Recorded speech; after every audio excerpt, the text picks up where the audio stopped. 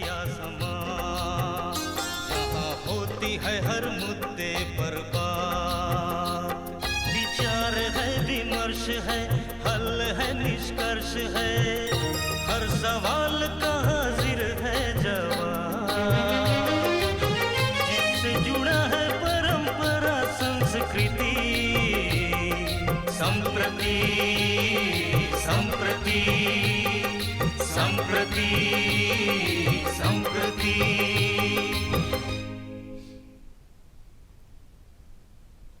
नमस्कार, मैं हूं रवि प्रकाश और यह कार्यक्रम है संप्रति। फरवरी का महीना है और अगले महीने झारखंड राज्य का बजट आने वाला है।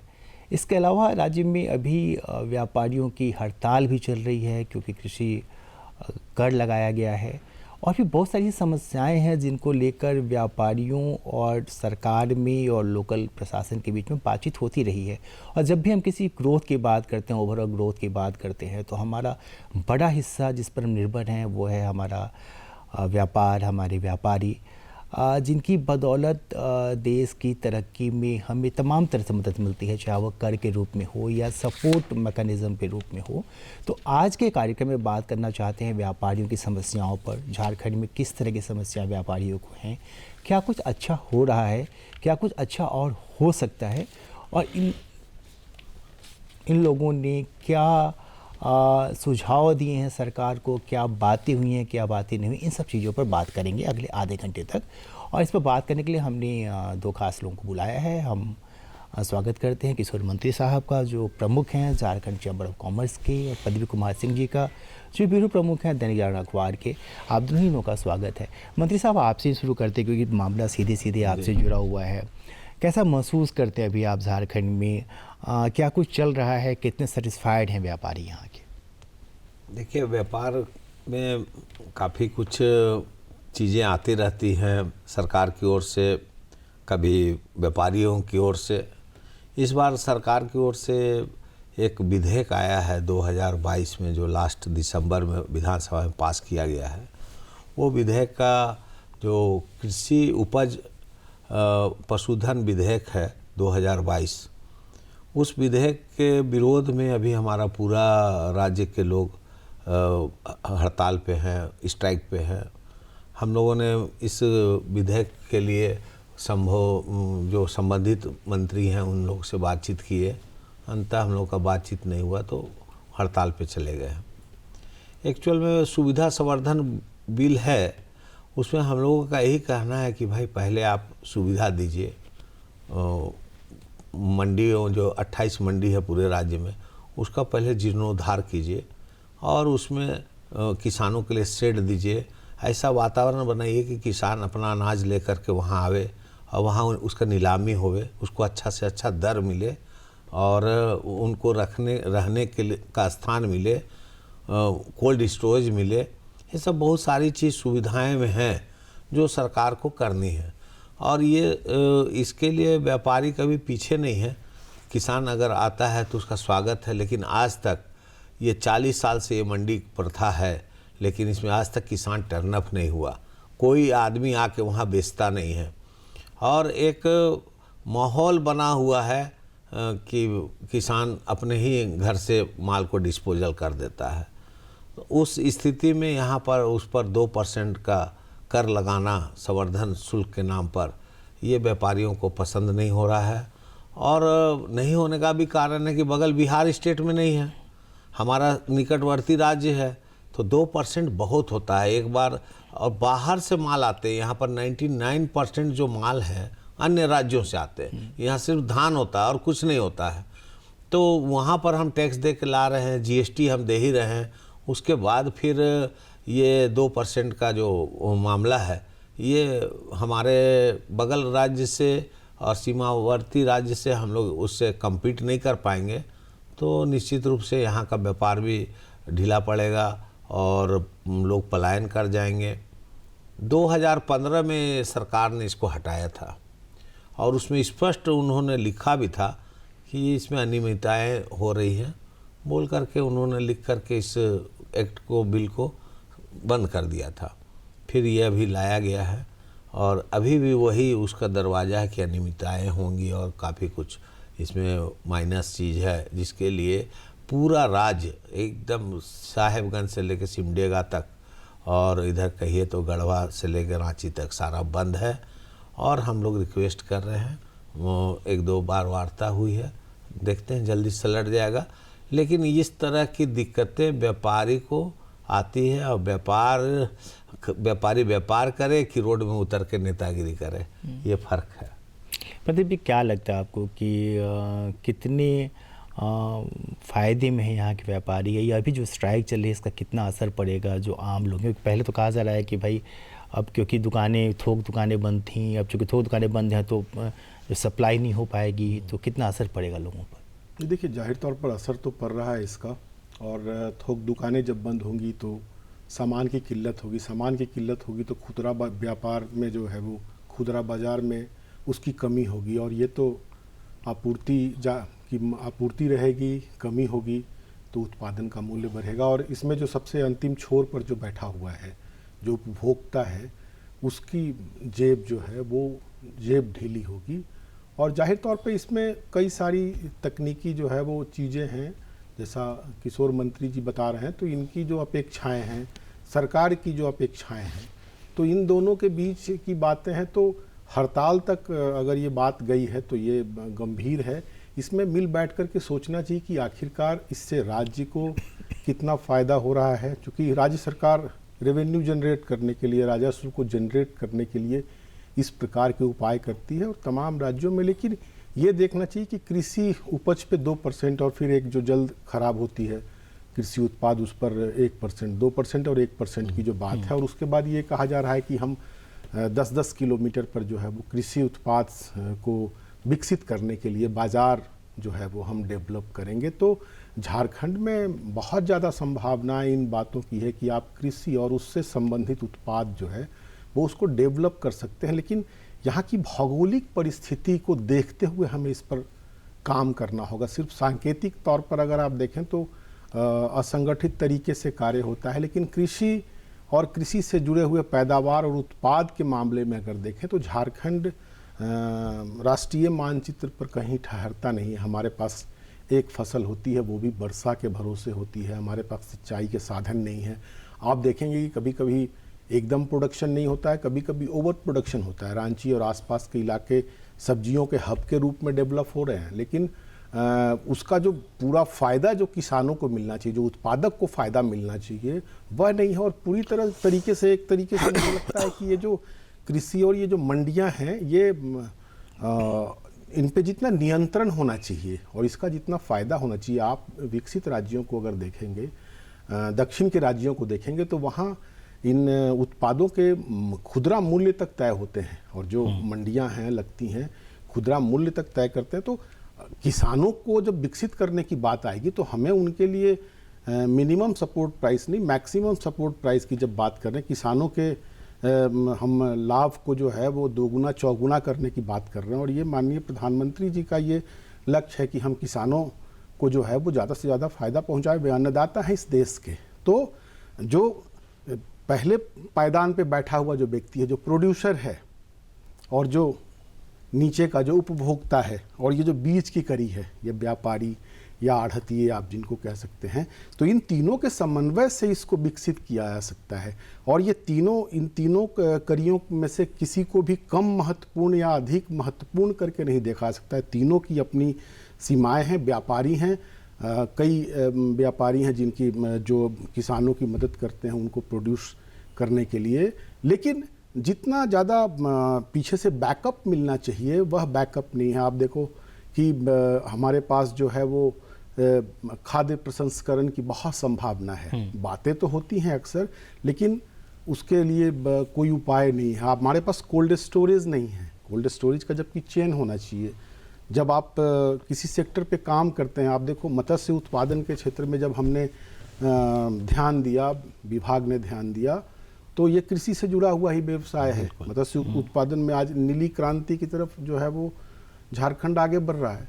तो इससे जुड़े हुए, और मैं तो कहता हूँ कि सबसे पहले हमें ये देखना चाहिए कि हम परंपरागत रूप से जो कृषि कर रहे हैं उसके स्थान पे अगर हम विशेषज्ञ तौर पे कृषि करें, हम मिट्टी की जांच के लिए ज़्यादा से ज़्यादा प्रयोग करा सकें, लोगों को बता सकें कि आप अपने खेत में सिर्फ धान नहीं पैदा कर सकते हैं, आप इसमें हरे पत्तेदार सब्जियां पैदा कर सकते हैं। आपके खेत में ये किस रसायन की कमी है उसको, अब तो सॉइल जो है वो सॉइल प्रबंधन, मृदा का पूरा प्रबंधन होता है। तो उस हिसाब से अगर जब तक तकनीकी तौर पे बात नहीं करेंगे तो ये क्षणिक जो लाभ लेने की प्रक्रिया, इससे बहुत ज़्यादा जो है वो फ़ायदा नहीं, एक टसल होगा। लेकिन जो अंतिम पायदान पे बैठा हुआ, मैं बार बार यही कहता हूँ कि उपभोक्ताओं तक जो है वो जब पहुँचेगा तो वो ज़्यादा महंगा होकर के पहुँचेगा। अंतिम तौर पे उसी की जेब पर जो है वो भार आता है, इस ओर ध्यान देना चाहिए। अच्छा मंत्री साहब, आप लोग की बैठक हुई थी मुख्यमंत्री जी के साथ, प्री बजट मीटिंग जो हुई, तो आप लोगों ने कई सारी चीज़ों को, कई सुझाव दिए हैं, कई आपके एक्सपेक्टेशंस हैं, वो कौन से सुझाव थे और गवर्नमेंट कितना पॉजिटिव थी आपकी बातों को लेकर? बहुत अच्छी बात है। मैं 1 मिनट केवल प्रदीप जी की बात को पूरा कर देता हूँ कि ये जो 2% का कृषि शुल्क लग रहा है, ये मछली में भी लग रहा है, ये फल फूल में भी लग रहा है, और गाय बैल बकरी सब में लग रहा है। तो ये इस चीज़ को हम लोग जहाँ प्रोत्साहित कर रहे हैं वहाँ पर ये हम लोग को डिमोलाइज करने के लिए इस तरह का हो रहा है। तो हम लोग इस माध्यम से, आपके माध्यम से जानकारी दे रहे हैं लोगों को कि ये टैक्स एक आम आदमी को, एक रिक्शा चलाने वाले पर भी इसका भार पड़ने वाला है। और ये संवर्धन शुल्क को मेरा आपके चैनल से ये भी कहना होगा कि इस पर सरकार गंभीरता से विचार करे, सबको राहत दे। अब बात आ गई कि बजट, प्री बजट मीटिंग, हम गए थे प्रोजेक्ट बिल्डिंग में, इसकी मीटिंग हुई थी, बहुत अच्छी मीटिंग हुई। हमने पहले सरकार को कहा कि आपको पैसा कहाँ से आएगा। चेंबर के माध्यम से हमने, जो मैं federation Jharkhand chamber of commerce and industries का अध्यक्ष होने के नाते, हमने उनको पहला बात कहा कि आपको पैसा कहाँ से आएगा, पैसा आएगा तब आप खर्च कीजिएगा। तो पैसे आने के लिए हमने उसमें 7-8 बिंदु रखे, और उसमें पहला बिंदु ये रखा कि 2020 से हमारे राज्य में आयरन और खदान और बहुत सारी खदानें बंद हैं, तो इसको ज़रूर चालू कराना चाहिए। इसको शुरू करने से लाखों लोगों को रोज़गार मिलेगा, ट्रक वाला से लेकर के ढाबा चलाने वाला को उसका फ़ायदा मिलेगा, माल ढुलाई होगा, मज़दूरों को मिलेगा, और सरकार को मैं मानता हूं कि 15 से 20 हज़ार करोड़ रुपया सालाना उनको रॉयल्टी और जीएसटी के रूप में मिलेगा, और राज्य का विकास होगा। तो ये पहला हमने उनको सुझाव दिया था कि इस पर अगर कोई अड़चन है तो इसको पहले दूर करना चाहिए, त्वरित गति से दूर करना चाहिए। और माइनिंग सेक्टर के लिए भी हमने कहा कि पुराना जो लीज नवीकरण के लिए माइनिंग का जो भी है, बॉक्साइड, अबरक, इस सब को सब ऑक्शन करके सरकार को करोड़ों अरबों रुपया का राजस्व आएगा, इस पे पहल करनी चाहिए। और इसके बाद में हमने ये भी कहा कि कोयल, iron ore, bauxite, mica, fire clay, copper, uranium, coal bed, methane आदि मिनरल की आसान उपलब्धता के लिए सुविधाजनक नीति का निर्माण होना चाहिए राज्य में, जिससे कि लोगों का उस पर ध्यान जाए और राजस्व संग्रह में बहुत बड़ा ये काम करेगा। इसी तरह हमने और भी बहुत सारी चीज़ों को उनके समक्ष रखा है जी, है ना। उत्पाद नीति हमारा यहाँ का आप देख लीजिए कि अभी हम लोग पेपर में पढ़ते हैं कि 500-700 करोड़ रुपया भी हम लोग माइनस में चल रहे हैं, मार्च पहुँच गया है। तो हम लोग इसको बताए हैं कि आप उड़ीसा और कर्नाटक सरकार के तरह नीति बनाइए, जिसमें कि आपको अनुसरण उनका करने से पहले उस पेमेंट आ जाता है, उसका माल बिके या नहीं बिके, पहले आपको 100% राजस्व मिल जाता है। तो ये चीज़ हमने उनको कहा है। हमने ये भी कहा है कि राज्य में व्यावसायिक वाहन, जब से राज्य बने हैं 22 साल हो गया, टेम्पो से लेकर के अर्थ मूवर तक, माने हर साइज़ के कमर्शियल व्हीकल हैं, उनका बहुत सारा टैक्स किसी न किसी कारण से बकाया है, और इस टैक्स में 200% का फाइन होता है। तो आप एक बार इसमें एक मॉडल ले आइए, वन टाइम सेटलमेंट स्कीम लाइए, जिससे करोड़ों अरबों रुपया का सरकार को फ़ायदा मिल सकता है। हम लोग वन उत्पाद, जैसे हमने कहा कि करंज है, बांस है, जामुन है, महुआ, गुंजा, इमली, ये सब का जो चीज़ है, हमारे जो वन का उत्पाद है हमारे यहाँ होता है, इसका वैल्यू एडेड यहीं पर कारखाना लगाइए, उसका मूल्य का यहीं पर वर्धन कीजिए, जिससे कि हमारे स्थानीय लोगों का जीवन स्तर ऊंचा हो। आज मान लेते हैं कि देखिए 2015 में धान बिकता था 10-11 रुपया किलो में।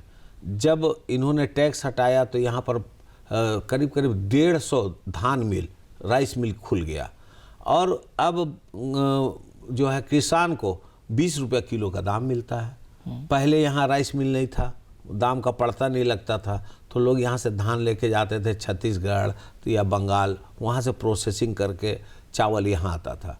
तो उस टाइम 10-11 रुपया किलो का मिलता था इनको। आज यही प्रोसेसिंग हो रहा है तो यहाँ माल के लिए जो प्राइवेट जो मिलर हैं वो पहले से पहले एडवांस पैसा देते हैं, हमको देना यार 20 रुपया किलो में, ऐसा करके एक वातावरण बना है। तो ये इसी तरह से यहाँ पर यदि प्रोसेसिंग हाउस यहाँ बन जाए और हमारा वन उत्पाद का यहीं पर प्रोसेस हो, तो मैं समझता हूँ किसान भाइयों को भी बहुत लाभ होगा और हमारे राज्य का भी विकास इसमें होगा। इसी तरह से हमारा देखिए जमशेदपुर में ऑटोमोबाइल हब है, आप वहाँ पर उसको और थोड़ा सा आगे बढ़ाइए, स्पेयर पार्ट्स का हब बन जा सकता है ना। खेल हमारे राज्य का खेल एक बड़ा प्रचलित और बहुत मतलब जो है उत्साहजनक विषय है कि हमारे यहाँ खिलाड़ी ऊपर वाले की देन है कि बहुत एक से एक निकलते हैं। उनके लिए स्पोर्ट्स का हम चाहते हैं कि माने बढ़िया से उनका स्पोर्ट्स का बढ़ोतरी के लिए यहाँ पर उसका कॉलेज खुले, स्पोर्ट्स का यूनिवर्सिटी खुले, साथ में स्पोर्ट्स सामान बनाने का भी यहाँ पर हब बनाया जाए। स्पोर्ट्स में लगने वाले गेंदा है तो क्रिकेट है तो हॉकी है, स्टिक है, सबका बनाना चाहिए। यहाँ बनाने से यहाँ राज्य का विकास होगा, एक वातावरण बनेगा। व्यापारी तो हर चीज़ में व्यापार करता है, आप ज़रूरत है बस आपको आगे बढ़ाने की, यही हमारा है। टेक्सटाइल पार्क का देखिए, यहाँ पर अच्छा टेक्सटाइल नीति आया है, उस नीति आने से काफ़ी टेक्सटाइल का काम हो रहा है हमारा रांची में या हमारे झारखंड में। काफ़ी बढ़िया लोग, अरविंद मिल भी आ गए, और काफ़ी मैं समझता हूँ 100 से 150 तो आपको जीन्स बनाने का फैक्ट्री है, और भी बहुत सारी चीज़ें हैं। लेकिन ज़रूरत है उसको सजाने की, एक बढ़िया टेक्सटाइल पार्क बने जिसमें 500-700 उद्योग लगे, लाखों लोग उसमें काम करें, एक माहौल बनाने की ज़रूरत है। और इस माहौल के पीछे आपको सड़क सुरक्षा, बिजली, पानी, जो उसका तय चीज़ है ज़मीन, उसके लिए आपको प्रयास करना होगा, सरकार को प्रयास करना होगा। और एक सोच के साथ आगे बढ़ने से मैं समझता हूँ कि हमारा झारखंड को कोई पीछे नहीं कर सकता है, हम लोग अगली पंक्ति में आ जाएंगे। सिर्फ एक इच्छा शक्ति सरकार की चाहिए। तो हमने काफ़ी कुछ उनको सलाह भी दिया है और भी कहा है कि इसको करने के बाद में हम लोग और क्या क्या चीज़ यहाँ बनाना चाहिए जी। जैसे हमने कहा है कि 5 प्रमंडल है पूरे राज्य में, 5 प्रमंडल में बिजनेस हाउस बनाना चाहिए, बिजनेस कॉम्प्लेक्स हाउस। उसमें लोग आए, व्यापारी आए, किसान आए, प्रोड्यूसर आए, और माल खरीदने वाले भी बाहर से आए, और वहाँ पर अच्छे वातावरण में एक बातचीत हो और माल का दाम सही मूल्य व्यापारी को मिले, ग्राहक को मिले, किसान को मिले, और एक अच्छा वातावरण बने। इसके लिए कॉमर्स हाउस टाइप का एक हर प्रमंडल में ये हम लोगों ने उनको बनाने का कहा है। एक और बड़ी बात, इस बार केंद्र सरकार ने ट्राइबल को बहुत तरजीह दिया है, और मैं जब चेंबर में आया तो आते के साथ मैंने ट्राइबल बिजनेस डेवलपमेंट का एक सेक्टर बनाया अपने चेंबर में जी। और उसमें ट्राइबल लोग को हमने संकलित करके उसमें चेंबर के साथ जोड़ा, इसलिए कि ट्राइबल हमारा बेस है। अब जब मैंने बजट में केंद्र सरकार ने जब ट्राइबल के लिए 15,000 करोड़ का जो फंड लाया है, तो मैं समझता हूँ कि हमारे राज्य को ये 2-4 हज़ार करोड़ तो ज़रूर ही मिलना चाहिए और मिलेगा भी। तो उसके विकास के लिए अभी हम लोग को पूरे 24 जिला में ट्राइबल बिजनेस डेवलपमेंट का ऑफिस खोलना चाहिए। वहाँ हम लोगों को ट्राइबल के बारे में बातचीत करना चाहिए और बहुत ईज ऑफ डूइंग बिजनेस जो नरेंद्र मोदी जी का है उसको आगे बढ़ाना चाहिए, और वहाँ पर एकदम फ्रेंडली वातावरण में, मित्रवत वातावरण में उस ट्रैवल के साथ में हम लोग को बात करना चाहिए। उनको फंड, उनको जगह, उसको ज़मीन या क्या काम करने से उसको फ़ायदा हो, ये चीज़ हम लोग को बतानी चाहिए। मैं समझता हूँ कि ये सब करने से हमारा जो है व्यापार और व्यापारी और उद्यमी सब एक साथ डेवलप करेंगे। एमएसएमई को हम लोग आगे बढ़ाना चाहिए। एमएसएमई का भी बहुत अच्छा कार्यक्रम चलता है और एमएसएमई के लिए सरकार चिंतित भी है, लेकिन नीचे स्तर तक पहुंचना होगा। ये सिर्फ कागज में न रह जाए, इसको हम लोग को ध्यान देना होगा। ठीक है प्रदीप जी, जो बातें ये कर रहे हैं कई सारी चीज़ें ठीक है सर। ट्रैवल एंटरप्रेन्योर्स को लेकर कभी कोई अलग से बातचीत नहीं हुई है, अगर चैम्बर ये कर रहा है तो ये बहुत ही अच्छी बात है। ये गवर्नमेंट और उसके गवर्नमेंट के लिए जो काम करता है प्रशासन, वो और जो व्यापारी हैं, इन तीनों के बीच कितना सामंजस्य आपको दिखता है जर्नलिज्म करते हुए, या कहाँ पे कुछ लैकुना है, कहाँ पे सपोर्ट है, क्या पाते हैं आप घूमते हुए शहर में? देखिए, इन प्रयासों में कंसिस्टेंसी होनी चाहिए।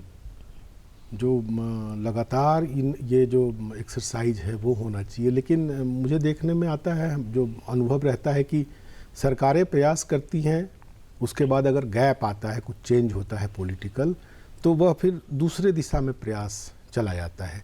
जबकि आप विकसित प्रदेशों में देखेंगे, एक तो कई ऐसे भी प्रदेश हैं, अगर गुजरात शरीक है, आप प्रदेशों का उदाहरण दें जहाँ 25 सालों से एक सरकार है, और गुजरात एक मॉडल के तौर पे पूरे देश में एक विकास के एक मॉडल के तौर पर जो है वो देखा जाता है। तो अगर गुजरात ने विकास हासिल किया तो गुजरात के पास बहुत ज़्यादा संसाधन नहीं है, प्राकृतिक संसाधन।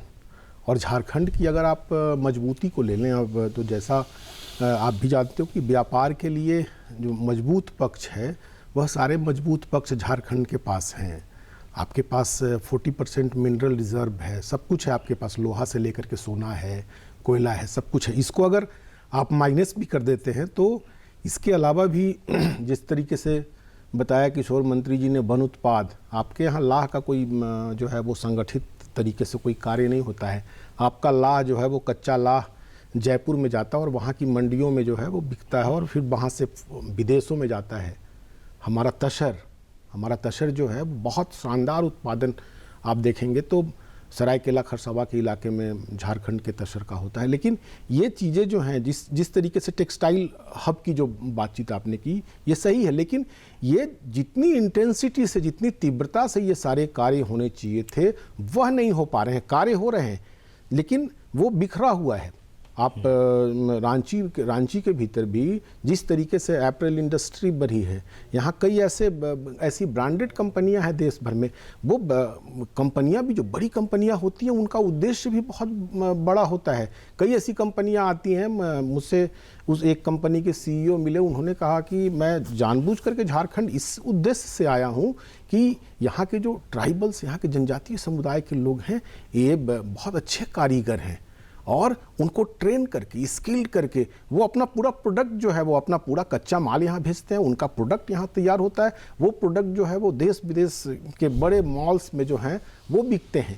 एक प्रशासनिक सेवा की एक अधिकारी रही है झारखंड से, उन्होंने प्रयोग किया है। तो जो सबर ट्राइब्स जो बनाते हैं, वो बांस के उत्पाद बनाते हैं, उनको ट्रेनिंग उन्होंने जब दी है, अमेज़न पे उनके उत्पाद बिकते हैं। और बहुत बड़ा एक मार्केट जो है वो ई मार्केट है, वो एग्रीकल्चर में भी है, डिजिटल मार्केट है, उसमें झारखंड इतनी तेज़ी से आगे बढ़ रहा। और आपको अब कृषि मंडी एक स्थान नहीं, अब तो एक कंप्यूटर जो है वो एक बाज़ार का एक स्वरूप है। और सारी चीज़ें जो हैं वो एग्रीकल्चर रिलेटेड प्रोडक्ट्स भी जो हैं, वो भी लाइव स्टॉक, वो भी जो है वो अब लाइव हो रहा है। तो एक उस तरीके से भी जो है वो देखना चाहिए सरकारों को। और कहीं ना कहीं से अगर हम किसी पर ये आक्षेप लगाते हैं कि हो नहीं रहा है, तो ये मुझे लगता है कि ये नकारात्मक जो है वो अप्रोच होगा।